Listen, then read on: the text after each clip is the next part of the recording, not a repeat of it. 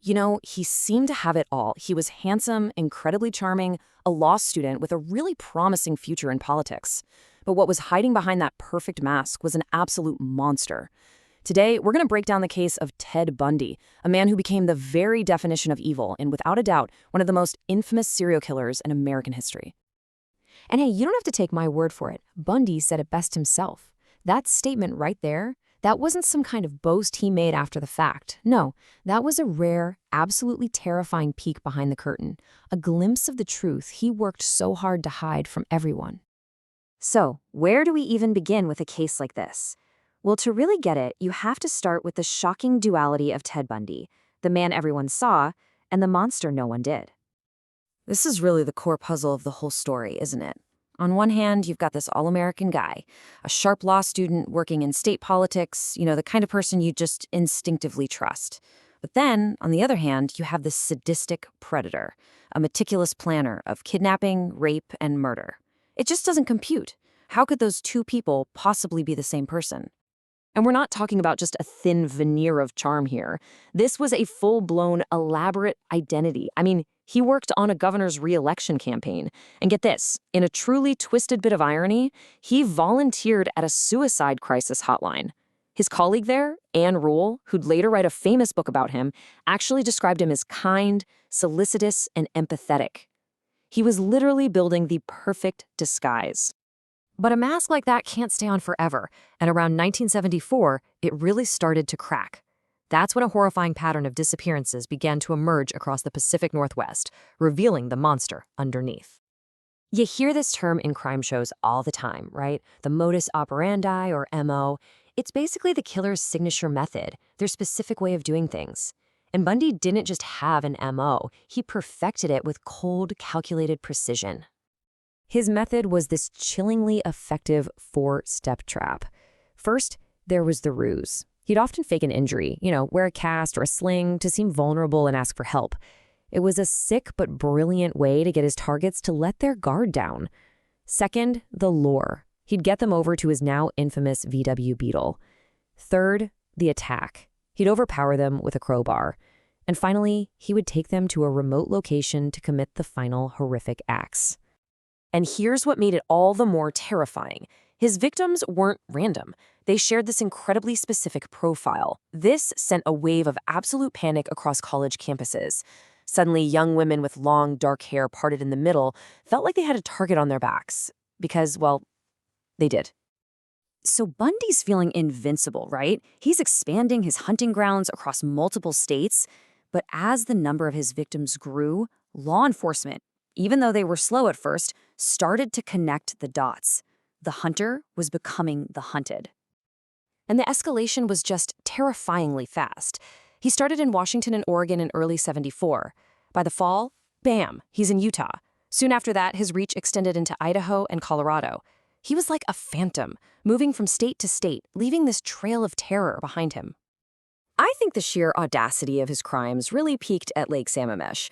We're talking about a crowded public park in broad daylight. He used his fake injury trick to abduct one woman, Janice Ott, and then, just a few hours later, did the exact same thing to another woman, Denise Nosland, from the exact same park. But that brazenness gave police their first solid description: a handsome man named Ted with his arm in a sling driving a VW Beetle. Okay, this is one of the most maddening parts of the entire case. His own girlfriend, Elizabeth Clofer, his colleague, Anne Rule, even one of his professors, they all saw the profile and reported him to the police. But authorities just couldn't believe it.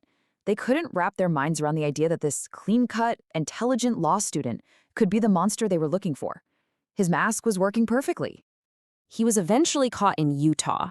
But for a guy like Bundy, getting captured was just another challenge.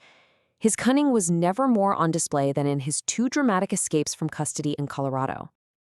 That's right, not once, but twice. He managed to escape custody 2 different times. These escapes would cement his legend as this brilliant, terrifyingly elusive fugitive. The first time was like something out of a movie. He was acting as his own lawyer, so they uncuffed him in the courthouse law library, and he just jumped out of a second-story window and took off. After he was recaptured, he engineered a much more elaborate escape, losing 35 pounds just so he could squeeze through a hole he'd sawed in his cell ceiling. It was just pure premeditated audacity. So now he's a fugitive, and he makes his way down to Florida. At this point, he has nothing left to lose. The mask comes off completely, and his violence just explodes in a final, horrific rampage. On January 15th, 1978, he broke into the Chi Omega sorority house at Florida State University. What happened next was just pure frenzy. He killed 2 women, Margaret Bowman and Lisa Levy, and brutally assaulted 2 others, all in less than 15 minutes. Then he left and attacked another student just a few blocks away. His final act of murder just showed the true depths of his depravity. Abducting a 12-year-old girl, Kimberly Leach, from her school in broad daylight was the ultimate punctuation mark on his reign of terror. It was a crime that shocked even those who thought they already understood his capacity for evil. The Florida trial was a huge deal. It was the first of its kind to be nationally televised, and in the end, it was forensic science that sealed his fate. A vicious bite mark left on victim Lisa Levy's body was a perfect match to castings of Bundy's unique, crooked teeth. It was the one piece of physical evidence he couldn't talk his way out of. The mask was finally ripped away for good. So now he's on death row. All of his appeals have been exhausted, and with the end near, Bundy finally starts talking, revealing the true and just staggering scope of his crimes. In a final, desperate bid to delay his execution, he confessed to over 30 murders. But even then, he was playing games, toying with investigators. The real number? Well, it's believed by many to be much, much higher. His confession painted this terrifying map of his rampage: 11 murders in Washington, 8 in Utah, 3 in Colorado, 3 in Florida, with more scattered across Idaho, Oregon, and California. And each one of those numbers, that's a life that was stolen, a family that was destroyed forever. On January 24th, 1989, his reign of terror officially came to an end. His final words to his attorney were, "I'd like you to give my love to my family and friends." Outside the prison, though, crowds were celebrating, marking the end of one of the darkest chapters in American crime. The Bundy case really leaves us with a question that still haunts us today. It forces us to confront this really uncomfortable truth that evil doesn't always announce itself. Sometimes it smiles. Sometimes it offers to help you. So the question is, how do we see the monster when it's hiding right there in plain sight?